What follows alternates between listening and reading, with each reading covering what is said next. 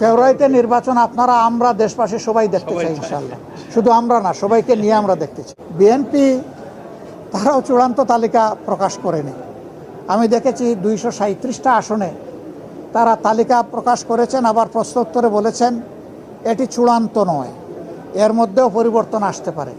আমরা কিন্তু 1 বছর আগেই প্রায় এই তালিকা বিভিন্নভাবে আঞ্চলিকভাবে আমরা এটা জানিয়ে দিয়েছি। চূড়ান্ত তালিকাটা সময় মতো আমরা ইনশাল্লাহ কেন্দ্রের পক্ষ থেকে ঘোষণা করব। তবে যেহেতু আমরা একা ইলেকশন করব না, আরও অনেককে আমরা ধারণ করব, দেশ এবং জাতির স্বার্থে সব দিক বিবেচনা করেই চূড়ান্তভাবে যথাসময় ইনশাল্লাহ আমরা প্রার্থী ঘোষণা করব। আমাদের মধ্যে মতানৈক্য হোক, তবে দোয়া করেন মতবিরোধ যেন না হয়। মতের ভিন্নতা থাকবে, এটাই গণতন্ত্রের সৌন্দর্য। সব দল তো এক দল নয়, সবগুলা দল ভিন্ন ভিন্ন, তাদের দৃষ্টিভঙ্গিতেও কিছু পার্থক্য থাকবে, এটাই স্বাভাবিক।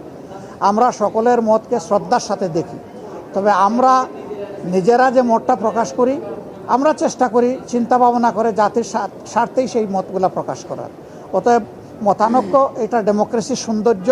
এটার জন্য এখানে বিরোধ লেগে গেছে অথবা অনেককে একেবারে দেশ অস্থির হয়ে গেছে, আমরা এটুকু চিন্তা করতে রাজি নই।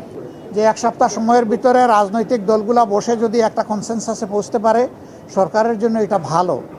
এবং আমরাই সবার আগে আমাদের পক্ষ থেকে আমাদের নায়েবে আমির আহ্বান জানিয়েছেন যে আসুন আমরা খোলামেলা আলোচনা করে আমরা সমাধানে পৌঁছি দেশ এবং জাতির স্বার্থে। আমরা আশা করি অন্যরা আমাদের এই আহ্বানকে সাড়া দেবেন ইনশাআল্লাহ।